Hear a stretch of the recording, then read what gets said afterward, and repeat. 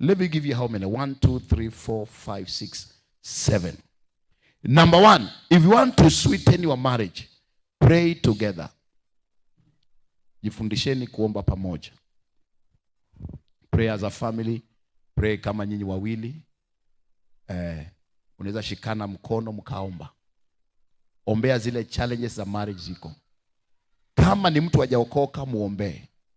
Learn to pray together. People that pray together stay together. I tell you. Prayer will soften your heart. Prayer will make you forgive easily. Prayer ndio suluhisho ya bitterness katika ndoa. Number 2, eat together and play together. Eat together. Jifundisheni kula pamoja. Hiyo swala la kwamba mama anakaa pale chini na kula na watoto na wewe mzee umekaa kwa meza unapewa chakula peke yako, ni tradition. But the entire family need to learn to eat together. Bwana Yesu asifiwe. Yule alinicancel katika marriage kabla nioa, alikuwa ananiambia hata ikiwezekana mnaweza kula kwa sahani moja. You can eat in one plate. Unaiona ni kitu kidogo but is a magic. They can sweeten marriages. You eat together. Hiyo story ya kwamba unakuja too late, watu washalala ndio unapewa chakula yako. Wamama wanachokaga kungojea. Wanafika mahali wanakufungia chakula kwa jikoni ama unafungiwa kwa hotpot, unaambiwa vile umekuja kuchelewa, chakula yako mezani, kapashe moto, kula, kalale. But kama ni chaguo langu, ni vizuri tungojane tule pamoja. It is very sweet, it is binding, it is orderly, it gives us the face of marriage. Bwana Yesu asifiwe. Eat together. Hata kama sahani si moja, lakini kwa kando yako hapo mnakula pamoja. Mbona mlizifanyia hizi vitu zamani? Wengine waanza hivyo, lakini baadaye wanapoteza those things. Inakuwa kila mtu yuko kivyake. Mama alishakula kwa jikoni na akalala mapema. Mzee anakuja anapata vitu kwa meza, anakula peke yake. Kama mchawi usiku. Anajichukulia mwenyewe, anaenda na pasha moto mwenyewe, anakaa. Lakini kama ni mzuri, wazee, kama sio shughuli za maana, usichelewe kwenda nyumbani. Go home early. Jua watoto wamefanya homework. Jua watu wameshindaje. Angalieni television pamoja. Kama unapenda mpira, muangalie mpira pamoja. Kama ni chochote mnafanya pamoja. So eating together is a marriage sweetener. Bwana Yesu asifiwe. Number 3, I want to stick now and very quickly. Number 3, spending time with each other. Lazima muwe na muda wa mtu mwingine. Kuna muda ya kuwa na familia yote, kuna muda ya kuwa na mama peke yake. You know, when you sit with your wife and your husband, mkiwa wawili tu, ni rahisi issues itokee. Aanze kusema dadi, mimi kuna kitu fulani inanisumbua. Wamama ndio au wakaagi na kitu watasema, mimi nasikia hivi, kuna kitu kinanisumbua. Unaonaje? Mimi nilikuwa nawaza hivi. Kule kukaa pamoja. Niliona wazazi wetu walelewa katika traditions zamani. Mama na baba walikuwa kai pamoja. But towards uzee wao, wakati sasa watoto hawako, walianza kukaa pamoja. Because hawana option. We should not wait until we are very old. Ni practice tunaweza kuanza saa hii. Ukaa na mama siku moja, once in a while, Mungu anakusaidia. Si expensive. Hawa mama si expensive. Mwambie tu leo twende tao. Kaa chini, kula chips na soda kubwa na paja ya kuku, na umwekee umchafulie na tomato sauce. Hiyo environment ataongea. Hiyo environment utaona meno mpaka ya nyuma. Hawa wamama wachokagi na viazi. Kule Mombasa ni pilau sana, lakini wamama wanapenda chips sana. Bwana Yesu asifiwe. Ama kama hapendi chips, kuna kitu anapenda. So we must learn to spend time together. Bwana Yesu asifiwe. We need time for each other. Tusiwe too busy tunatafuta pesa. Pesa sio kila kitu. Pesa haiwezi kuleta appetite.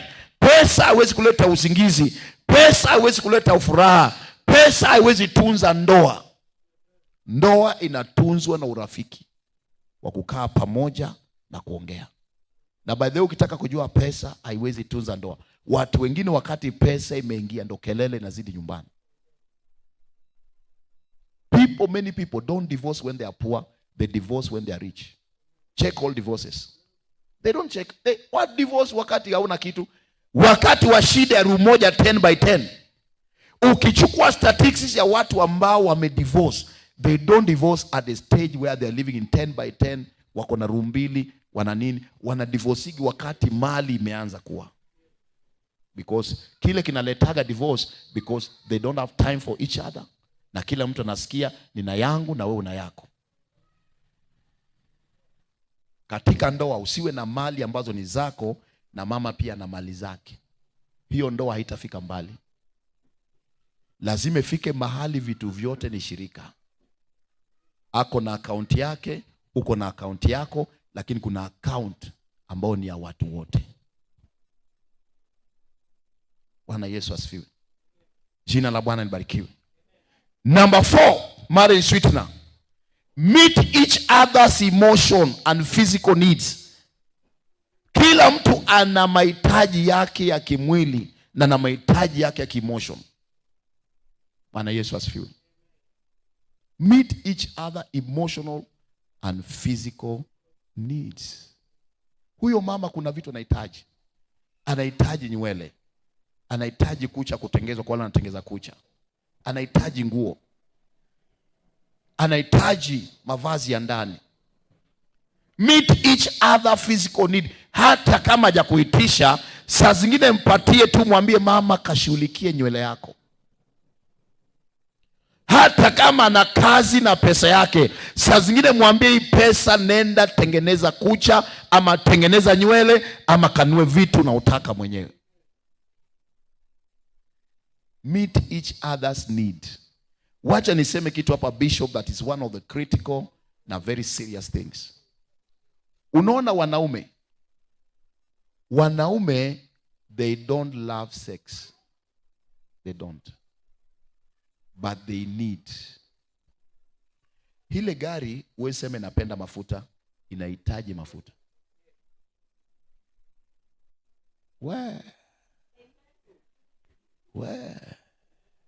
Inahitaji mafuta. Kwa wanaume is a way of reducing stress. Kwa wanaume is a confirmation that is still the head. Kwa mwanaume nampa confidence. Ni kama vile mtoto ukimnyonyesha anasikia confidence na na feel closeness na mama yake. If you watch when you are suckling your child, anakushika mpaka titi na anakuangalia sura. Anamwambia well done mommy, well done. Kuna ka connection. So wanaume wanasikiaga well done.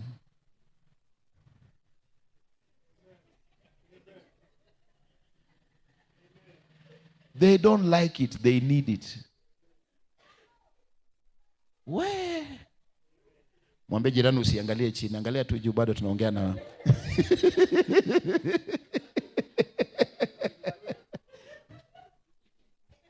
Hakuna siku ile gari itapenda mafuta. It needs it for it to move. So ile gari ukinyima mafuta haitatembea. Kuna vitu itakuwa shida, haita transport vitu, hakutakuwa na movement.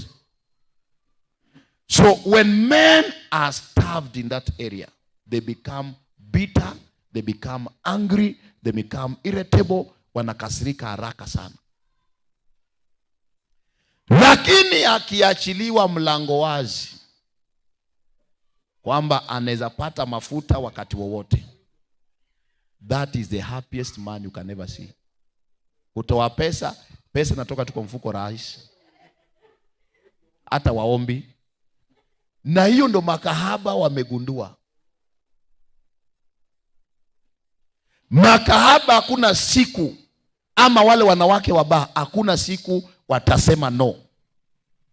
Na ndoa nyingi za Wakristo kama kuna shida, dhambi kubwa ni hiyo. Unajua mume wako ameokoka, hawezi enda nje.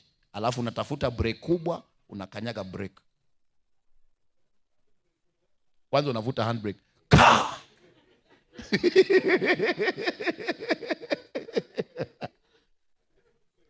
Na unajua wanaume hawajui kujitetea na kwenda kutaki kwa pastor. Wamama wajua ndio wanaanga pastor sana sana. Pastor, nilikuwa nataka kukuona.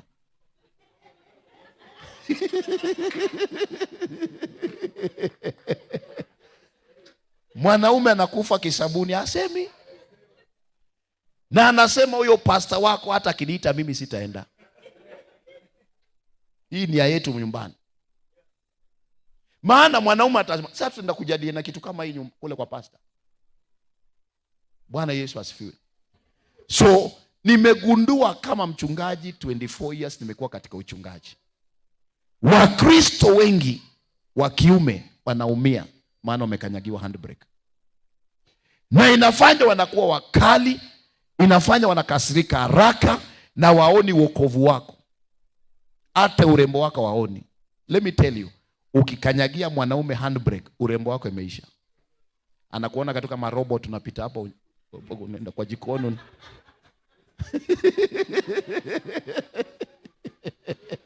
Ni kweli Moses, ni kweli.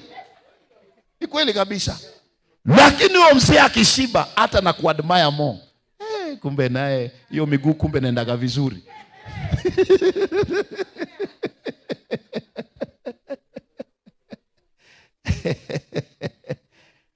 So when you meet their emotional needs, wanaume hata kule nje wanapambana.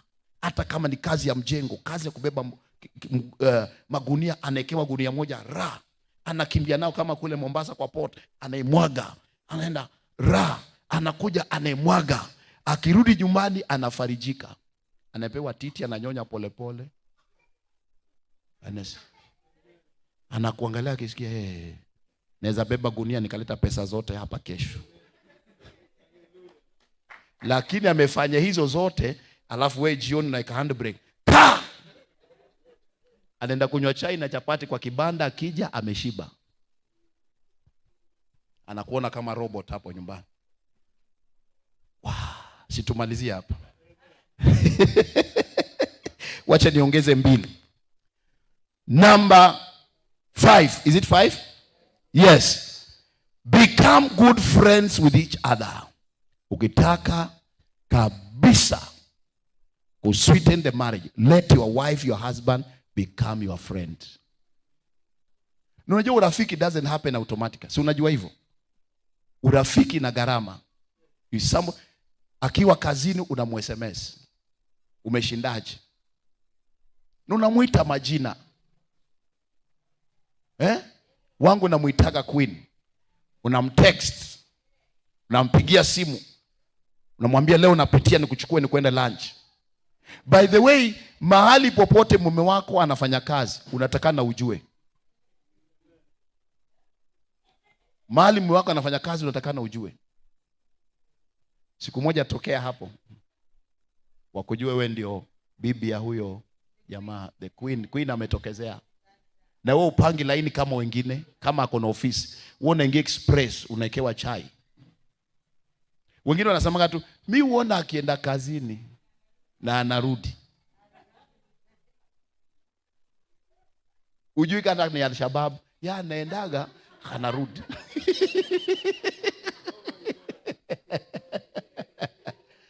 Be proud of what they do.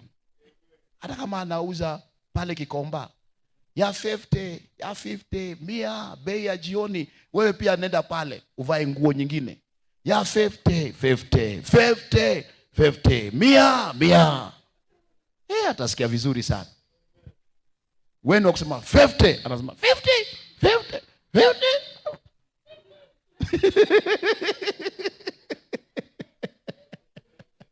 Nowhere they are working. Huyu mama ofisi yake namuundia, lakini nakaka kwa ofisi yangu. Nilimwambia ache kazi, afanye biashara, tufanye pamoja. Because alikuwa ameajiriwa mahali, anaregeshwa saa 3 ya usiku ndiye anakuja. Amechoka. Mke wangu amechoka. Ametumikia watu wengine, anakuja amechoka. Anapata mimi nishatengeza mboga, yanatengeza sima. Alafu akiingia kulala ni kama mfu. Kwanza unaanza kulalia kwa sitting, kumaliza sima tu. nimtafutie vile utamsaidia kalale. Nikasema watu wanatumia mke wangu namna hii. Akija nyumbani amekwisha. Nikasema huyu atafanya biashara. Wakati niliinuka kidogo nikamwambia acha kazi, sasa tunaweza supportiana, wewe fanya biashara, tufanye huduma pamoja. So we enjoy each other. That's why naweza kuambia kila Monday tunaweza kwenda outing because tuna time for each other. Bwana Yesu asifiwe. Lakini kuna kazi zingine. Mzee amepewa maji ya kuoga, amemaliza kula, anaanzia hapo kwa kiti. Alafu na kuna wamama hawatakuamsha, atenda alale. Unashtukia saa 8 usiku bado uko kwa kiti.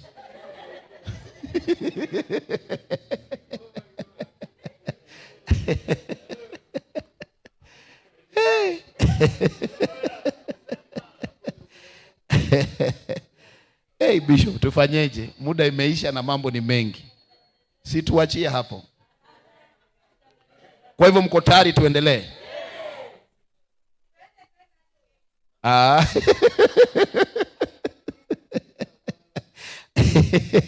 Kesho mpaka tuende kazini.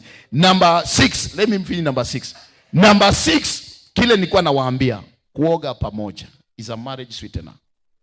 Go and try it. Kama mko na bathroom yenu peke yenu, try today.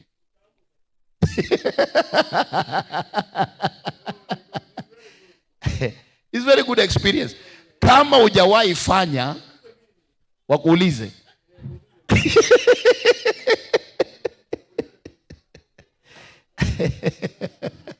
Very good. Kuna mahali nilikuwa nahubiri Oyugis kwa conference, huwa nahubiri huko kila December. Niliuliza wamama wangapi wangependa kuoga na ume zao. I was surprised. Karibu wote. Nikaona there's something they miss. Uende kwa bafu uangalie kile ulichagua kuanzia juu mpaka chini. Kumbe nilifanya kazi. Macho yangu si mabaya. Na kama kunyama zimemeamea, ni wewe umesababisha nyama ya kamea. Umembebesha watoto. Wewe ndio umeharibu hiyo figure 8. Kwa hivyo kila mtu abebe mzigo wake. Kuna watu cannot even imagine that mimi na mama tumetoa nguo tuko kwa bafu. Kuna watu hawezi imagine. Hao ndio ile type ambao wakiingia kulala wanazima taa.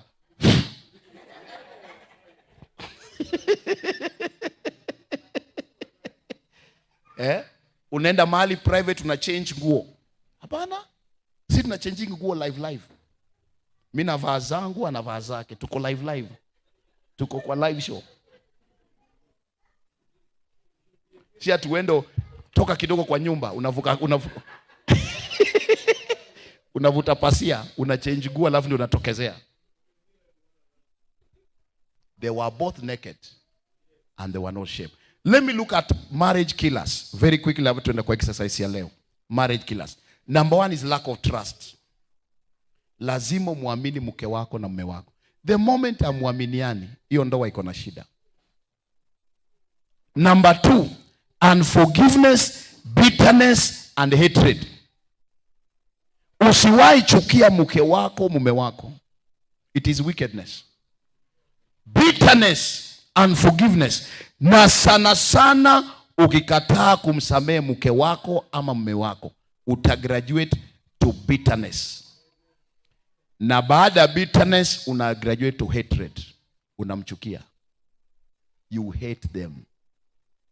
Unasema mimi niliolewa na kamutu kama haka. Huwezi kumintroduce mahali popote na huwezi taka kutembea na. You hate them, literally hate them. Na wacha nikuambie, mtu yote anachukia ndugu yake, dada yake, mke wake ni muuaji. So it is hatred. Ndio nasikia mtu amechinja mke wake ama mume wake. Na siku hizo kesi ni nyingi sana. Haikuanza na kumuua tu. Ilianza alikufanyia kitu, haukumsamehe, ukatembea na bitterness, ukatafuta opportunity.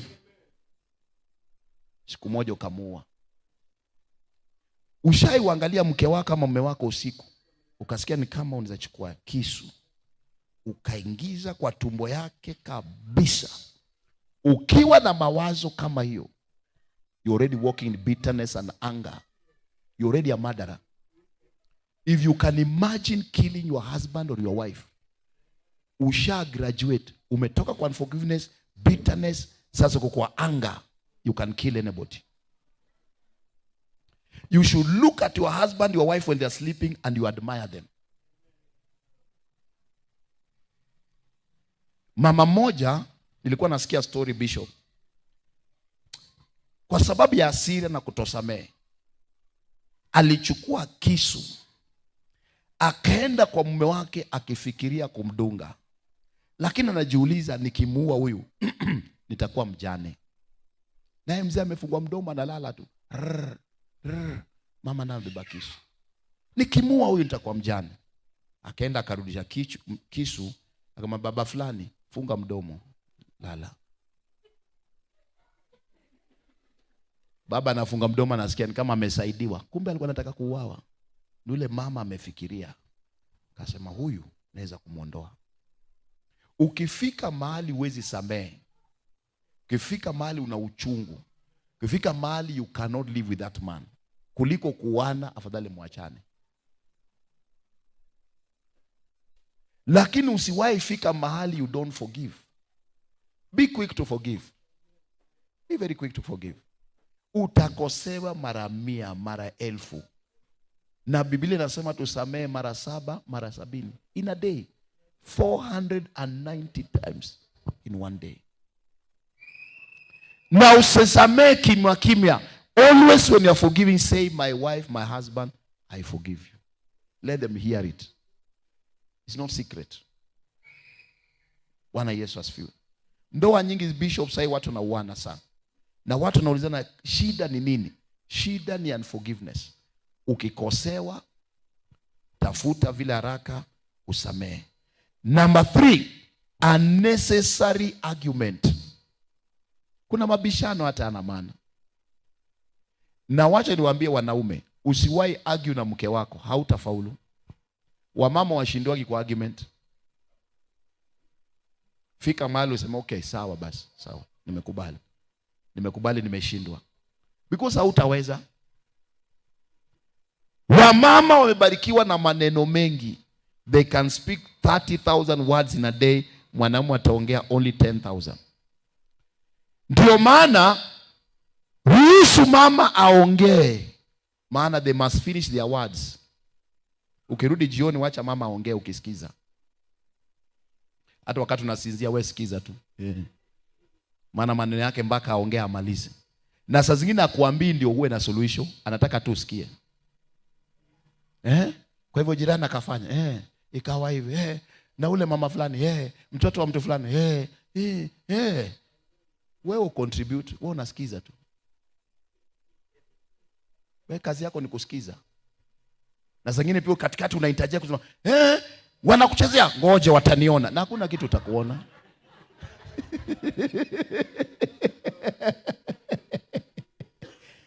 Wewe ni wa kusikiliza tu. Bwana Yesu asifiwe. Don't engage in argument. You can't win. Nobody wins in argument. Wamama kwanza huwezi kuwashinda kwa argument. Wewe kubali mapema. Bwana Yesu asifiwe. Number 4, poor communication. Mawasiliano mabaya.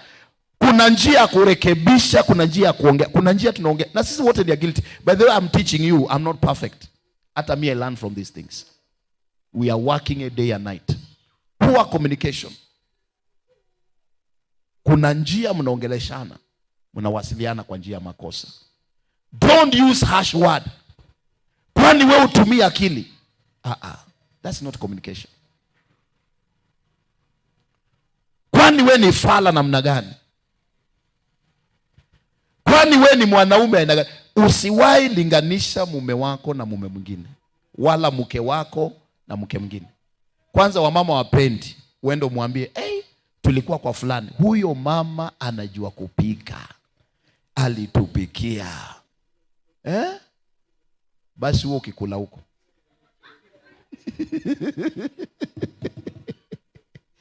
Wewe kuanzia leo unakula huko. Comparison achana nao kabisa. hata kama ni kitamu, wewe kula, nyamaza. Na usikule kwa watu kashiba kabisa. Wacha nafasi ya nyumbani kwako. Sifike nyumbani unasema mimi sikuli. Kwa nini? Nimekula kwa fulani. Kwani wewe huko ndio kwako? Kule onja, malizia kwako nyumbani. Bwana Yesu asifiwe. Number 5, lies. Uongo, not being sincere. Kuna watu wengi waongo sana katika ndoa. Don't lie to your wife. Don't lie to your husband. Namba zako kwanza ni makosa kupokea simu kwa choo ama nje. Ukipigiwa simu, si uongee hapa. Mimi mara nyingi nikipigiwa simu, mama ndiye anachukua. Alafu mama anarifaa kwangu. Kwa sababu hakuna kitu ya kuficha. Ukiona mzee amekuja nyumbani na atangaze kuanzia leo simu yangu isiguswe, kuna shida. Ukiona mzee ana pattern ambao zieleweki, cha ana mapassword kila mahali, kufungua simu yake ni kazi. Mama anasema simu yangu isiguswe, akisikia dalia mbio, mtu asishike. Simu ya mwanaume na wanawake ni moja. My phone is my her phone, her phone. Hata password zangu anajua. Paka bank account anajua na password. Wengine jaribu. Bwana Yesu asifiwe. Haka kakitu kanaitwa kadogo, simu hii imevunja ndoa nyingi sana. Kakitu kadogo kama hii, mzee huwezi ku access. Wengine ameandika ni mama wa nguo, wengine mtu wa makaa.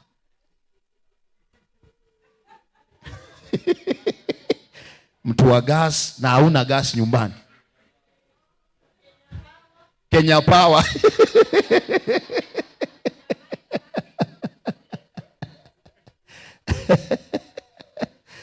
Hiyo uongo haitajenga ndoa, itaharibu ndoa tu. Bwana Yesu asifiwe. Number 6, spending little time with each other is a marriage killer. Number 7, keeping secret from your spouse. Number 8, exposing the weakness of your spouse to your parents, your relatives. These are marriage killers. Nimekuwa faster, eh? Keeping secret from your spouse. Spending little time with each other. Exposing your spouse's weakness to the other, to your parents, to your brothers and sisters. Nimeharakisha maana nishazitaja hapo awali. Usitangaze udhaifu wa mke wako, mume wako kwa watu. Wengine hata kazini.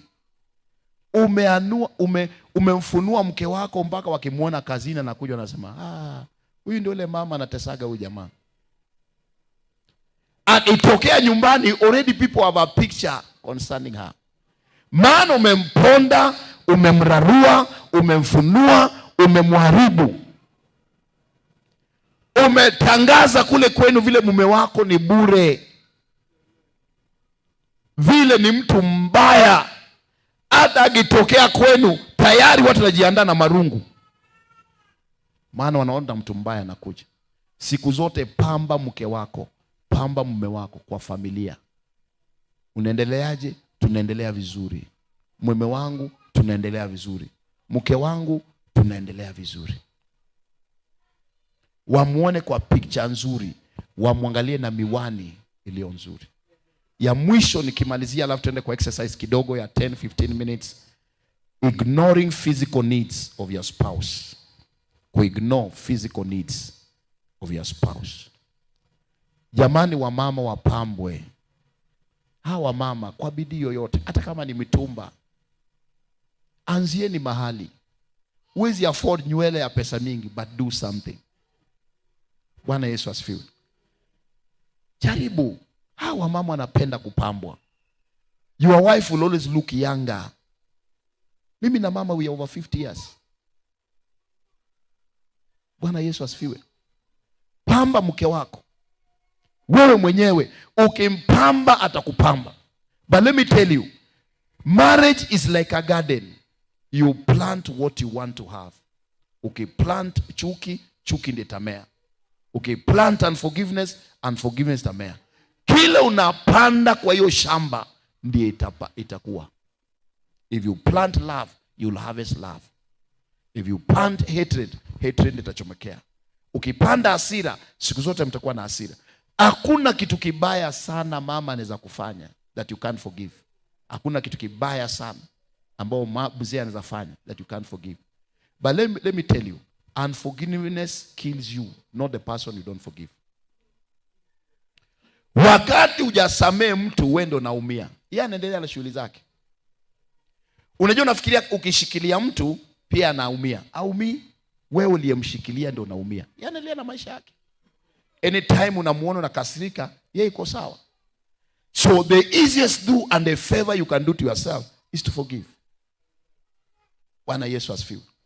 Never go to bed ukikasirika asubuhi, ikifika jioni jua likishuka, please forgive. That's what the Bible says.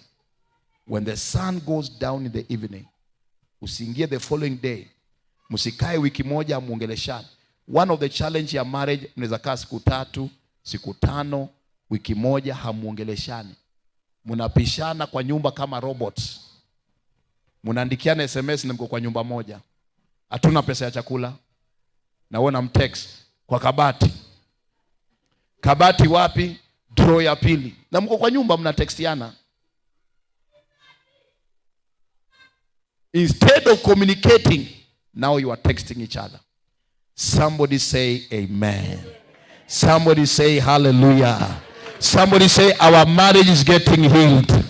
Kwa jina la Yesu Kristo. Tutakuwa na ndoa za maana, tutakuwa na ndoa za kutamanika, tutakuwa na ndoa ambao watoto wanafurahia, tutakuwa na ndoa ya kupendeza katika jina la Yesu. Somebody say amen. Turuhusu tufanye one exercise before we go to different groups. Si kama bishop ile maji yangu iko? Maji yangu iko Okay. We, na hizo chupa ni kubwa. Kuna chupa za soda? Za maji ni ndogo kidogo Okay. Bishop utaturuhusu tuchafue hapa na maji kidogo. Kidogo tu.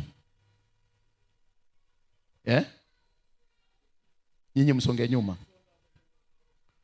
Nyinyi msonge nyuma. Tusichafua. Unaona wamama wana hekima wanasaidia. Wamama ukiwasikiliza huwezi kosea. Yashaona. Yes. Zinatoshana hizi. Kidogo tu. Tena hatua nyingine, Morris, hatua nyingine hapo. Na wengine wasongee pale ili tutumie hapa. Taanza. Uko tayari? Mko tayari? Mnafikiri ukina nani watashinda?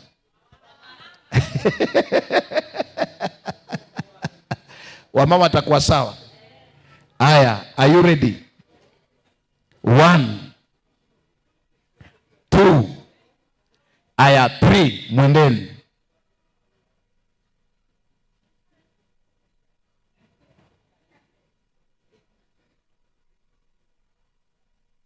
Haya, ukienda pole pole wengine watajaza wamalize.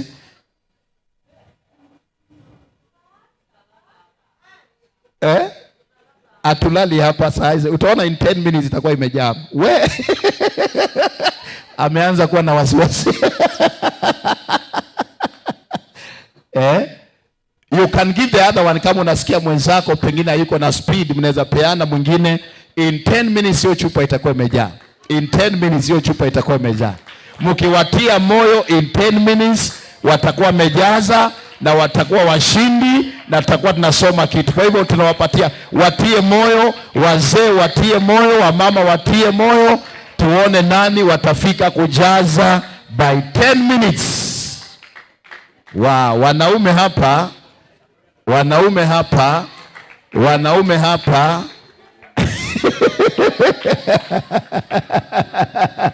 ilianza pole pole.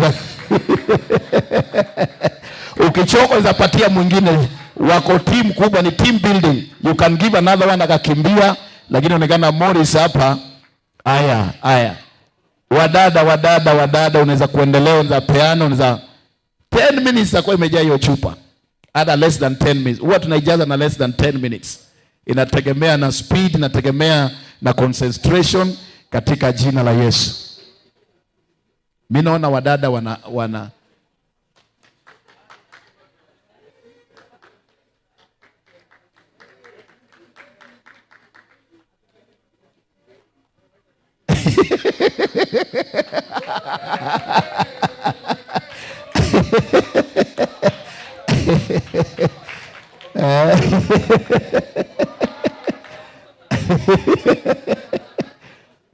haya, wadada watakaa chapu wajaze chupa yao.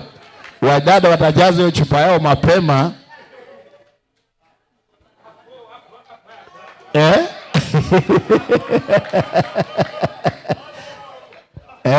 Mimi ni chepukadi.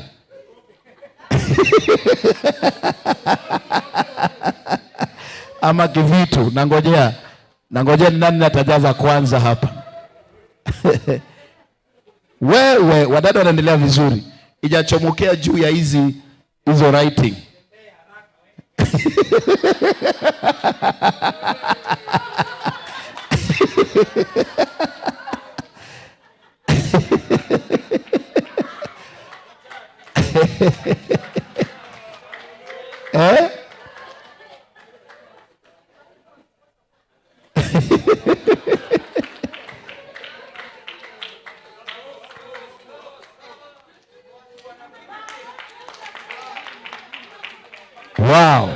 Wow. Huyu dada amegundua nashikilia shingo sasa.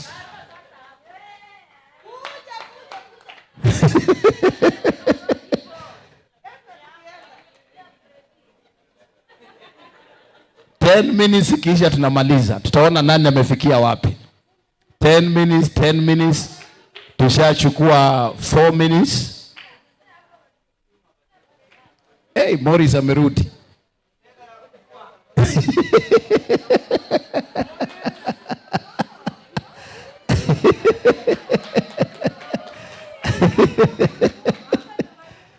We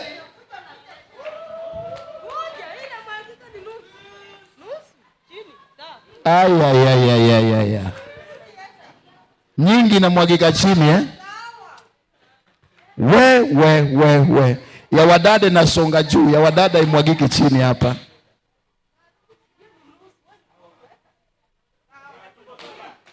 Five minutes. Sio lazima ijae. Tutatangaza mshindi karibuni.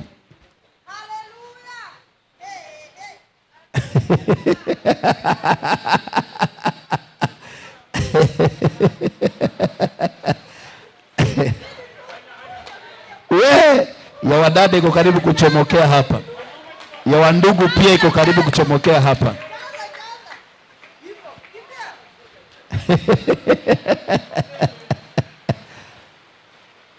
We.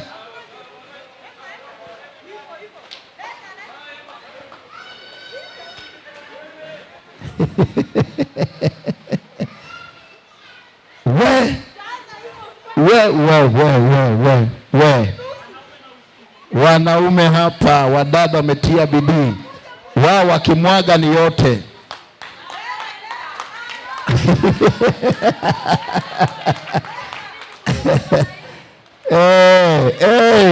Tunaanza kutokea kwa laini juu. 3 minutes. 3 minutes. 3 minutes. 3 minutes.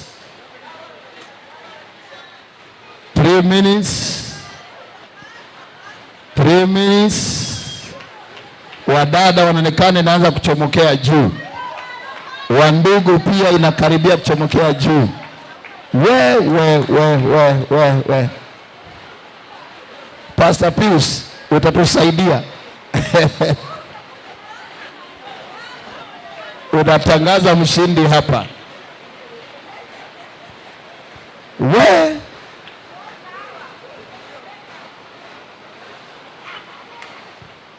Ya wadada inachomokea inapita line.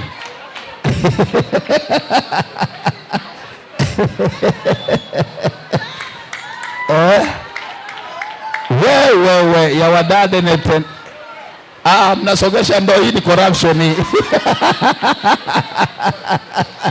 Ninyi mnafanya corruption.